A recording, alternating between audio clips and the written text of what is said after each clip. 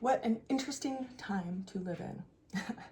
We are experiencing a new moon tomorrow in the sign of Aries, and I just wanted to show you why it's going to be so pivotal for each and every one of our lives. So in looking at this chart, this is actually the chart for today. And you'll see the moon is starting to come in close proximity with the sun. Tomorrow, the moon will meet up with the sun, so it'll actually be just 2 degrees away from it. Consider that the moon moves through, the entire wheel every month, right? It's the moon. It does it in like a 28.5-day cycle, which is why we experience a new moon and a full moon every single month. So tomorrow, we have a new moon. And why this is particularly impactful for this month is because, as you see, we also have this grouping of planets all in the same sign. We also have planets in the following sign, which is the sign of Taurus, and we have one planet in the sign of Cancer and one planet in the sign of Aquarius. These two markers on the sign of Pisces and the sign of Virgo are the north and south node. So when the moon comes in close proximity to those, that's when we experience new moon eclipses and full moon eclipses, or solar and lunar eclipses.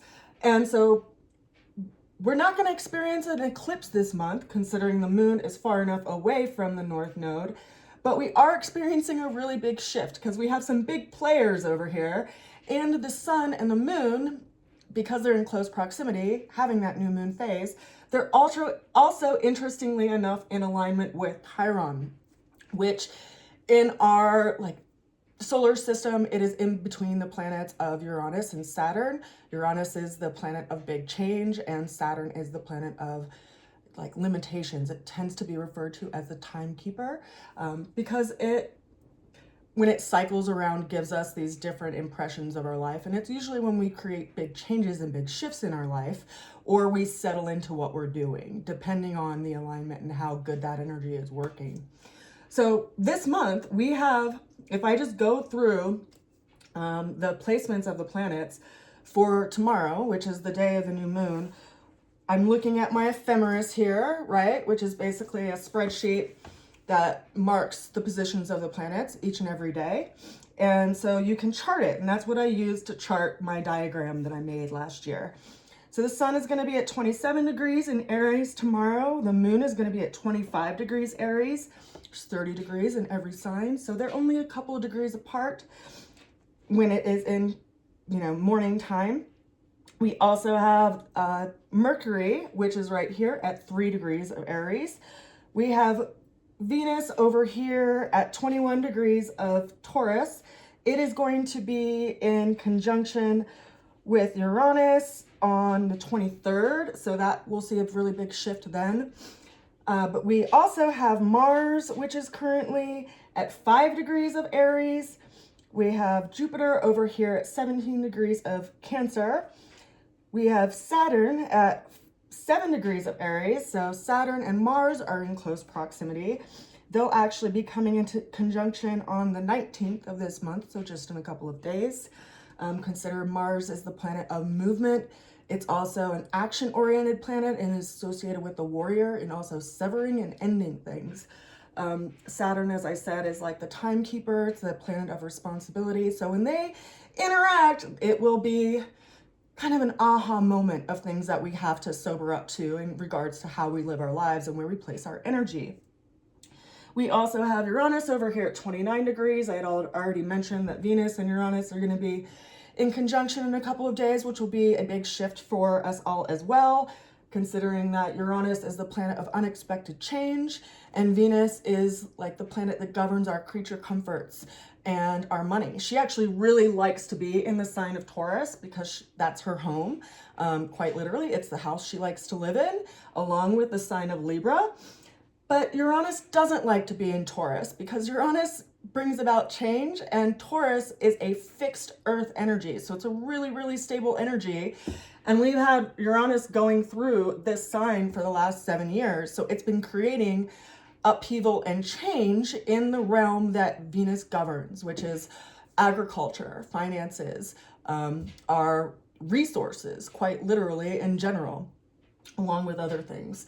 So there will be kind of like this climatic point before Uranus transits over into the sign of Gemini, and that'll be a different energy because Uranus will be in the energetic of integrative or neutral air, and that's a different energy altogether. And so, you know, Gemini governs our communications, our travel, the area of our like close proximity around our home, just in general. And so it'll be changing up that area of our lives for the next 7 years.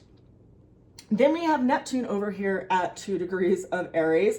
So we have this like tight grouping of planets here between Mercury, Mars, Saturn, and Neptune, all in the beginning stages of Aries. Consider that Aries as a sign is an active fire energy or cardinal fire energy. And so having all these planets in the sign of Taurus is going to be especially challenging for people who have planetary placements in the cardinal signs. So that would be Aries, right? Because they'd all be in conjunction, or Cancer, which interestingly enough, these will move forward and eventually be in conjunction with, or I'm sorry, in square relationship with Jupiter, because Jupiter is currently in a cardinal water sign, which it likes to be in. So it'll be an interesting energetic when Mars goes into square position with Jupiter as well, because squares are challenging and Jupiter likes where it's at, and Mars where it likes where it's at. So they both kind of are in their power. So that'll be an interesting situation as well. And just, I guess, to make note of when that is going to happen, we'll start to see that more towards the end of the month. They're going to be within 3 degrees the end of April, and then Jupiter will be at exactly a square position to Mars on the 5th of May. So if you have, you know, strong cardinal points, that'll show up then. Other cardinal signs would be Libra or Capricorn. Libra is cardinal air, and Capricorn, of course, is cardinal earth. So whenever anything comes into a 90-degree angle with that, it's going to be a challenging environment for people who have those placements. If you have placements in the fire signs, you'll actually experience more of a trine relationship because they'll be at 120 degrees apart, which is more of an easy energy than it is a challenge, right? Consider that energetics of a triangle versus a square. And there's just a lot more kind of integrative and willing to work together in a trine energy than in a square, where all of these energetics are in a kind of directly opposite or 90-degree angle by way of energy, right? Because air and fire work together elementally, and water and earth work together elementally, but the energetic of it might stir things up, so to speak. And then, of course, finally, we have Pluto over here in at 5 degrees of Aquarius. And so that's where all the planets are currently placed. This big grouping here in Aries is why we feel this energetic of everything is speeding up, and also why I reflected in my last reading why it's really important to have a practice that helps you slow down, whether it is meditation or sitting or, you know, walking, that kind of creates a pace so you don't feel like you're running from one thing to the next. That's why we are feeling this energy right now. And consider that last year, same time of the year, we didn't have Saturn in this position. We didn't have Neptune in this position. They were in the sign of Pisces. So they are lending energy to this and their own qualifiers by way of what they actually govern and represent in our lives. So I'm going to just kind of walk through the cards that I pulled for this new moon energy, and it will highlight some of the things that I had just spoken about. So our opening energy for this week is the Empress. The Empress is associated with the planet of Venus. So this is our opening energy. I think we're all taking a look at what we can do in our lives to adjust to what is going on in the world or in our particular country. If you live in the United States, or if you live in a country that is currently undergoing the turmoil that is happening around now, and that had started to happen in late February when we had a Mars square Uranus situation happening. You can actually connect what's going on astrologically with things that are happening in the world by way of energetics. Every single country has a birth date and hence a astrological natal chart for their birth date. And it can be telling if you want to go down that rabbit hole and just investigate some timekeepers in some things that have happened historically, particularly for, planets that have longer cycles of orbit, like Uranus, which is 84 years, or Neptune, which is 168 years, or of course Pluto, which is 248 years. At least in the state of Colorado this year, we are celebrating the, how do I even say this, sesquicentennial. I don't even think that's right. It's the 250th anniversary of our country becoming a nation. And it's also the 150th anniversary of Colorado, which is the state that I live in, becoming a state. So 250 years ago, roughly, Pluto was in the same spot, and it has not been in the same spot for 250 years. So that's something to make note. And of course, Uranus hasn't been in this position for 84 years, which is also something to note if you want to track back to 84 years ago and 84 years before that. Saturn has a 28.5-year cycle. So it was in Aries 28.5 years ago, but it was not in Aries with Neptune. So I'll just point that out, that every planet, of course, has its own orbit and its own timeline. And also, Venus in this position, which is really highlighting some things that are happening right now, is about to have a close dance with the planet of Uranus. Now, Venus has a shorter orbit. It's, a little over a year. So it has been dancing with Uranus in the last, 7 years as Uranus has been through this sign. But it hasn't been dancing with Uranus at this degree. And Uranus is at the last and final degree of Taurus, which means that it is wrapping up its work in that house in your chart. Taurus can be in any of the 12 houses in your particular natal chart. And so wherever the sign of Taurus is, whichever house it's in, is going to be making a strike of change as Uranus interacts with Venus here in a couple of days. So what is it that you are planting in your life? And I say that because we plant things in the dark. We plant things during the time of the new moon. And with the new moon currently in the sign of Aries with all of these planets, it has a lot of help. It has a staying power because Saturn is going to be here for, for 2.5 years. So it is going to be creating an anchor in this area of your chart. So whatever it is that you are beginning, it is going to have a lasting power. It also is going to affect your sense of self because that is ultimately what Aries does. It is the I am of the zodiac. So that's going to be a pivotal shift. The rest of this month, indeed, is going to be a pivotal time for us. And it will be mostly reflective in this house in your chart, wherever it is. Now, right now, it's placed as if you had a Virgo rising. Aries lives, it likes to be in the first house. That's kind of its, traditional placement.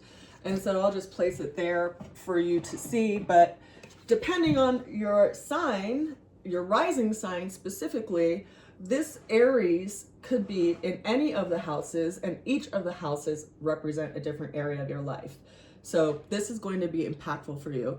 If you know your chart and want to write down in the comments below what house your Aries is in your natal chart, I will give you some information about how it might be impacting your life. But it's a big time for our kind of nurturing sense of self and what we do to take care of ourselves, and where it's important to kind of put our attention, because we can all plant a garden and walk away from it and see how it goes, depending on rainfall and what happens that year. But ultimately, our garden is going to grow, has more likeliness of growing in abundance if we tend to it and nurture it. So having this show up as our kind of do note of the reading, or the first card of the reading, I think is asking us all to reflect on that and where maybe we've fallen short and what needs to change. And that will be highlighted in the next week's time. Our challenge that is showing up for the reading for this week is the Queen of Pentacles. Now, the Queen of Pentacles has a woman sitting on a throne that's made of a tree, and she has a big coin on her lap, and coins are associated with Earth. Queen of Pentacles is a cardinal Earth sign, so it's associated with the sign of Capricorn.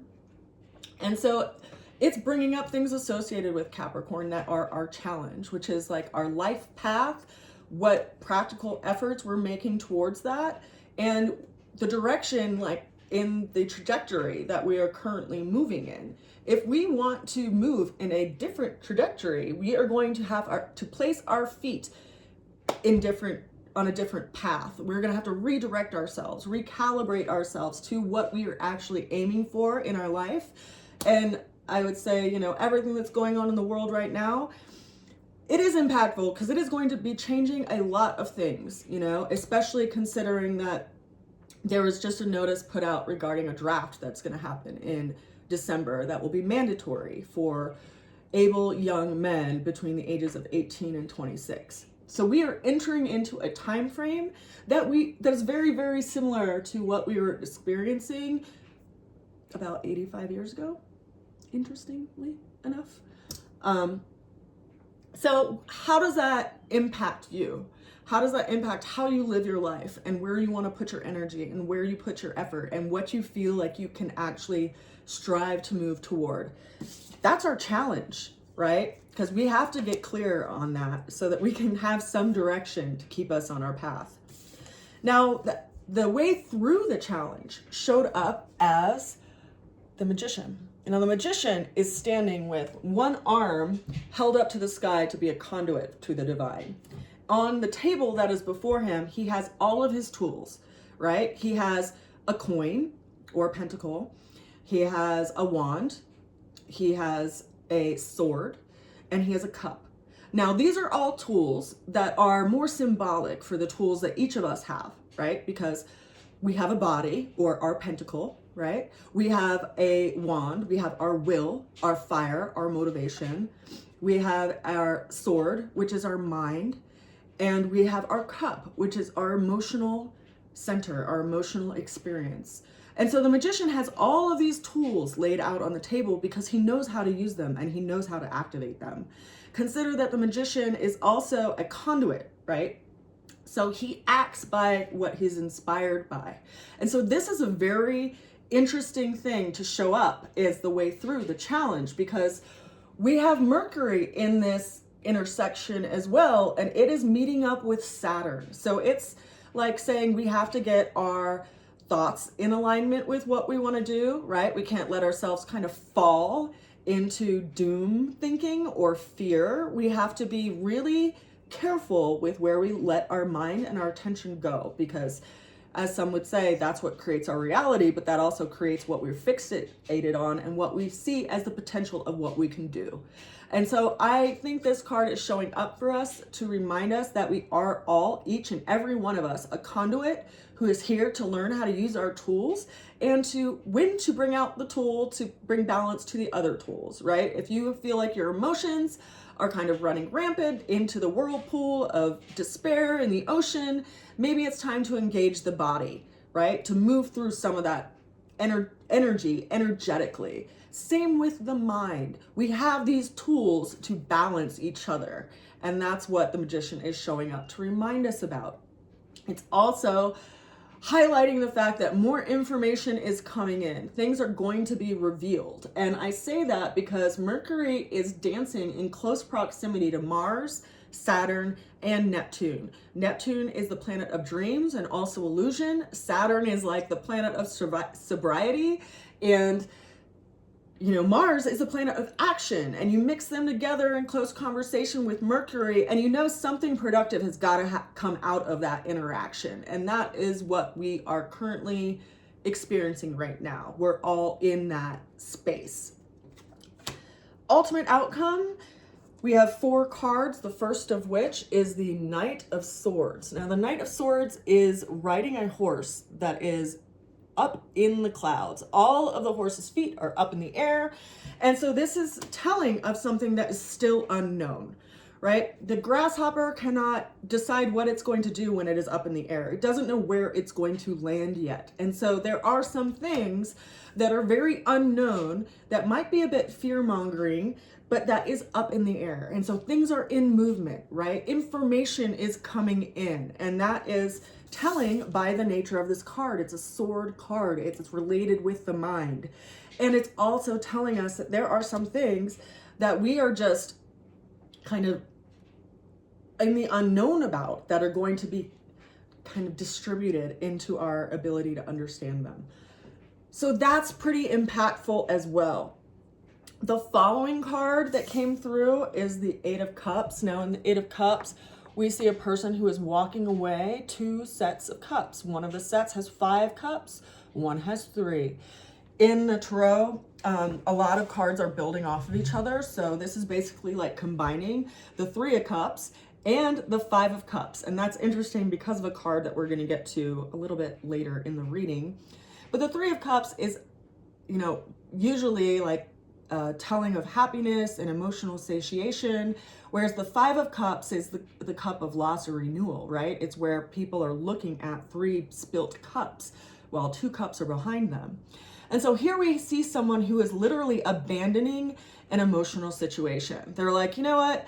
There might be some good in that, but there's also some hardship in that, and I'm just not here for it. I don't want to interact with any of it at all. So they're walking away from it. They're walking into the mountain. And interestingly, there is a moon in the background as well. So what is it, you know, in your life that emotionally might have brought you some sweetness, but it also brought you maybe some bitterness or sourness or like toxicity? We're in this deep evaluation right now based on everything that's going on in the world, where we're really determining what we want to invest our mind into, our body into, and our emotions into. And there may be some things that we have to walk away from. And being that it's a new moon, you know, it provides a space for a new beginning, but consider we all each and every one of us only have 24 hours a day. We have to sleep, we have to eat, we have to work, we have to do all the things, right? And so what is it that you have to actually let go of in order to pursue or follow the path that you are being called to by your heart? That is showing up very powerfully, I think, for all of us. It is followed by the Fool. If you've watched my readings before, you might remember that the Fool is associated with the planet of Uranus. Big changes, unexpected changes. And what do you do in a time of change? You follow your heart. You follow the inspiration that you've received from the unknown, from the divine, from prayer, from meditation. And so there is something coming in, right? There's information coming in. There's inspiration coming in. There's something that is stirring up that is giving us this sense of, you know what, if the world is falling apart, what is the most important thing that I want to give my energy and effort to? What is it? Because that is going to come into our awareness, I think, really clearly when Venus transits Uranus in a couple of days. And then, of course, when Uranus leaves the sign of Gemini, which is going to be happening, leaves the sign of Taurus, goes into the sign of Gemini, that's going to be happening at the end of this month. So that will be a big shift, like a palpable shift that happens in our lives, each and every one of our lives, in its own personal flavor, right? Baskin-Robbins flavor that is particular to us. So watch out for that, or at least just be present with it, because when there are big changes, when there are changes that happen that are outside of our control, it's like the universe is creating an opportunity, because we have to walk out of that doorway in order to walk into another one. And the only way we can do that is if we stop giving our energy to that thing. And if we can't do it on our own, guess what? The universe is going to do that for us. It's going to take things out of our lives, and it's going to do that to provide an opportunity. Now, I have a lot of fixed nature in me and in my chart, because I have 5 planets in the sign of Scorpio, which is fixed water. I have 2 planets in the sign of Leo, which is fixed fire, right? So the majority of my planets are in fixed signs. I like stability. I do not like change. But I will say that when there has been big disruptive changes in my life, I have observed that that is when I get the biggest opportunities in my life. Like, for instance, right, I was let go of a job rather unexpectedly. And that, you know, I shouldn't say, well, in this particular instance, I wasn't let go of the job. I quit the job because I just could not tolerate what was going on in that work environment. And I quit without any, like, real notice. And it was because I was working as a barista in a coffee shop for a big, you know, global company that had really bad customers that were very demanding, expectant, and also really rude. Like, they could not actually be considerate of the human being that was serving them. And this particular customer was extremely rude. It was absolutely uncalled for. And I was the supervisor at the time, so I refused to serve her. And then she proceeded to call the coffee shop and threaten me to my coworkers, and people continued to serve her. And when I learned of this, I basically just walked into my manager's office and I clarified that I was not compensated enough to endure the abusive environment that I was working in. I was not trained in how to deal with customers that were combative and threatening. And I ultimately was not getting paid enough to in my position as a supervisor to also approve and condone that behavior to my staff. So I was looking out for my staff as well as myself. And so I left. But that opened up an opportunity for me to get a job at an apothecary, like an online apothecary. I was the only person they'd ever hired that had an aromatherapy certification. I helped build their website. I did a lot of stuff for them. And interestingly enough, something that was really, really freaking cool that I just thought about the other day is that when I was working for that coffee shop, I had a dream that was more of a nightmare because I had a roll top desk that was filled with all of my essential oils at that time. I still do, actually. It's just in my apothecary, next room over. And I had a dream that I lifted the roll top, the you know, drawer part of the roll top desk, and all of my essential oils were gone. And this was very, this is why it was a nightmare. I, at that time, was channeling a lot of blends for people, and I was giving them away because I just felt like people needed them. And if you work with essential oils, you know, they're very, very expensive. And I basically realized I was giving them all away, and I wouldn't be able to resupply myself with that, you know, capacity of oils based on my job that I had at the time, because I just didn't earn enough money to do so. And so I ended up quitting that job, got hired at an online aromatherapy business. And within the first couple of weeks, the manager came up to me and she said, you know, there's all of these bottles of essential oil that we've been using for photos, and I don't know if they're still good or not. I don't know if they're just full of water, but the owners have basically told me I can do whatever I want with them. Do you have any need for them? So, I mean, I might cry here because, yeah, to have my like whole supply of essential oils, like pretty much 70% of my essential oils supply was replenished for free the first couple of weeks that I worked in that job. And it was just given to me. And it's like hundreds of dollars worth of essential oils. And I saw that as like God or the divine, like working its magic so I could still work my magic. So don't shake your fist at the sky, right? If there's a big change that causes disruption in your life, it's likely creating an opportunity for you. And so it's time to walk through that door. The final card that we have for this reading for this week, which is the one I alluded to just a few moments ago, is the Three of Cups. So we had talked about in this Eight of Cups, there are a stack of 3 cups and there are a stack of 5 cups. The final card for our reading for this week is the Three of Cups.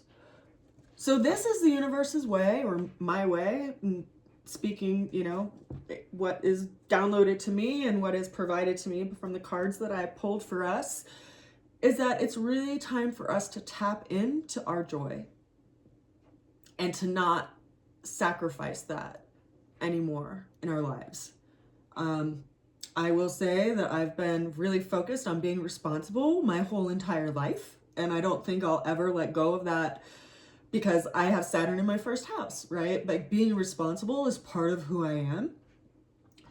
But being responsible is not just about showing up to your job. It's and paying your bills and like doing your taxes, right?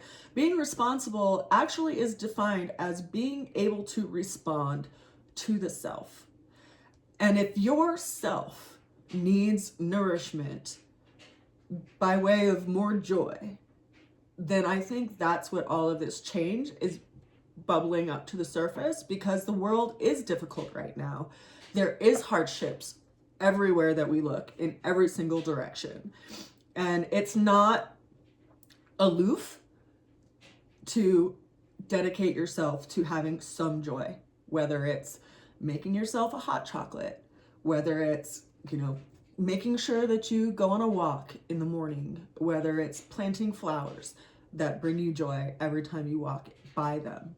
That's something that we need to seed more in this world, because we are in an intense time and we need to live our lives in a way that reminds others that the world can still be beautiful even when it's in a time of turmoil. And it's our responsibility to do that. I send you so much love. Again, if you know your chart and you know what house Aries is in, feel free to mention it below and I will reflect what area of your life that is likely going to be showing up for by way of this pivotal point. I hope you're well, and I'll see you again soon. Happy new moon! Make sure you are looking at what you need to let go of, dedicating yourself to what you want to build, and really embodying what that feels like. Because that's what these three are doing. And that's going to set the tone for the energetic of the seed that you are planting in what is going to come about. And we're going to have this new moon in Aries tomorrow on the 17th of April. We'll have a full moon 6 months down the road. And that's going to take some time to actualize what it is that you're building. So have faith in that. Just like you have faith that when you plant something in the ground, it will grow. It will bear fruit and there will be something to harvest. Things take time. Mwah. I love you. I'll see you again soon. Bye for now.